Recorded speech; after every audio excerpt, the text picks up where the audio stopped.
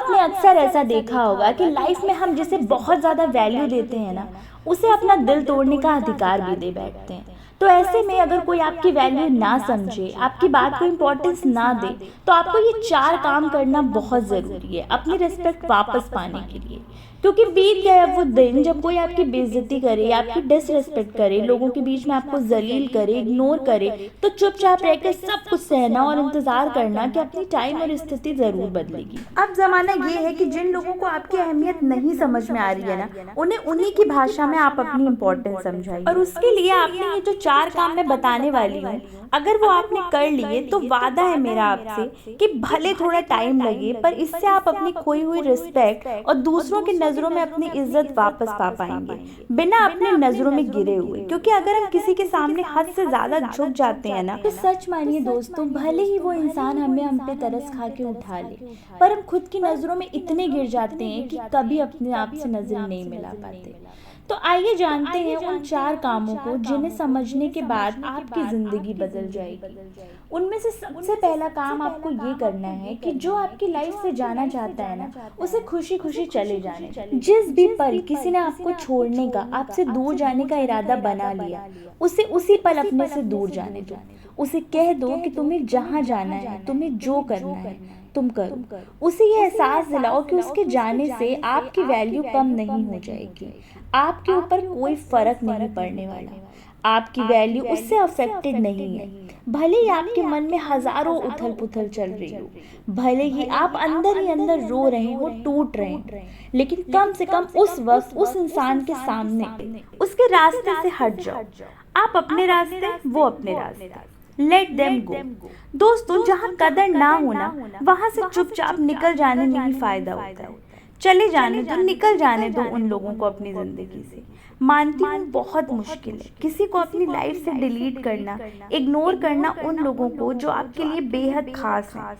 आप उनके लिए नहीं तो क्या हुआ, पर उस वक्त यही सबसे अच्छा है उनके लिए भी, और उससे ज्यादा आपके लिए। अगर दिल से नहीं निकाल सकते हो तो कम से कम अपनी यादों से, अपने सोशल मीडिया से, नंबर से, सब कुछ से निकाल दो। क्योंकि दोस्तों, अगर कोई आपके पास नहीं रहना चाहता, आपकी कद्र नहीं है उसको, तो उसको अपने पास, उसकी यादों को अपने पास रखने का कोई मतलब नहीं है। अगर उसे आज आप अपने पास से जाने दोगे, और सबसे जरूरी उसे माफ कर दोगे। कहने में मुश्किल है, पर अगर हम किसी को माफ कर देते हैं ना, तो हमारे मन का बोझ हल्का हो जाता है। तरस खाओ उस इंसान पे, उसकी बेवकूफ़ी पे, जिसने आपकी वैल्यू नहीं समझी।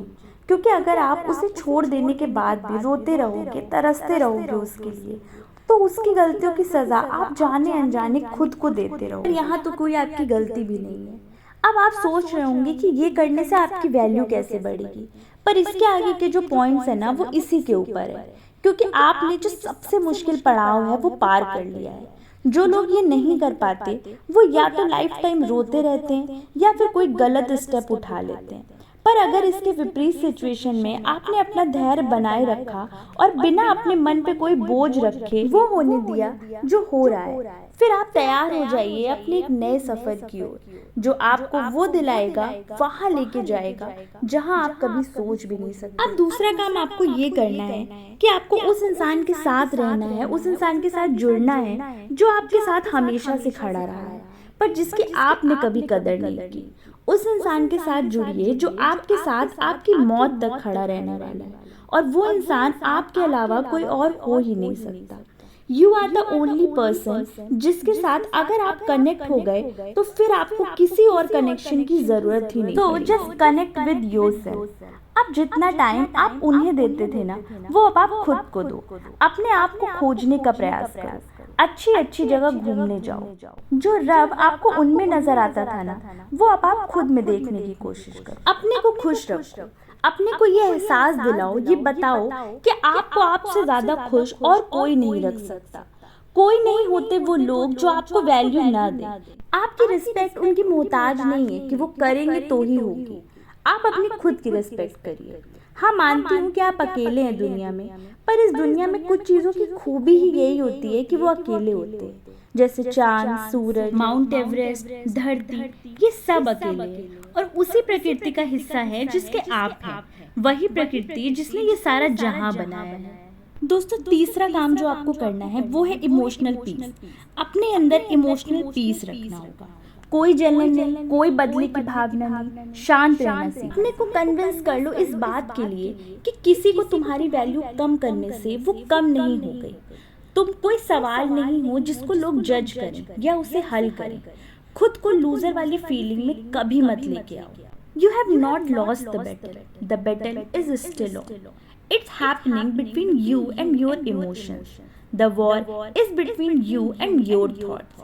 किसी के द्वारा आपको रिस्पेक्ट ना मिलने पर उसमें उसका घाटा होता है, तेरा कुछ नहीं जाता, क्योंकि तुझे पता है कि तू क्या है, तेरी कैपेबिलिटीज क्या है, तेरी understanding and achieve something very big, something new, something unbelievable, something unimaginable. अपने करियर पर फोकस करो, अपने काम में मस्त हो जाओ, अपनी खूबियों को, अपनी स्किल को ढूंढ ढूंढ के निकालो, अपने पैशन को समझो, अपनी अच्छी हॉबीज को स्टार्ट करो। खुद को इतना बिजी कर दो ना कि समय भी आपसे समय मांग कर आपसे मिलने आए। अपने को अपना ड्रीम पूरा करने में इतना बिजी कर दो कि आप इज्जत, बेइज्जत, वैल्यू इन सब फंडों से बिल्कुल दूर हो जाओ। और जब आप इन सारी मोह माया से ऊपर उठ जाओगे ना, अपनी लाइफ के एक एक पल को सिर्फ अपने को बेटर और बेटर बनाने की कोशिश में लगा दोगे, तो आपके पास समय ही नहीं होगा किसी से हर्ट होने का या किसी दर्द को महसूस करने का। लाइफ में आपका काम है अपने ड्रीम्स को चेस करना, लोगों को नहीं। अगर आप लोगों को चेस करोगे ना तो पहले वो आएंगे नहीं, और अगर आएंगे तो भी भाग जाएंगे। पर अगर आप अपने ड्रीम को चेस करोगे ना तो ड्रीम तो आएगा ही, साथ में वो लोग भी आएंगे। आपकी खोई हुई वैल्यू, आपकी रिस्पेक्ट आपको दो गुनी होके वापस आएगी। आपको लोगों से वो सम्मान मिलेगा, वो इज्जत मिलेगी जिसके आपने कभी कल्पना भी नहीं की। क्योंकि ये दुनिया ऐसी ही है साहब, यहाँ बात उन्हीं से और उन्हीं की होती है जिनमें कोई बात होती है।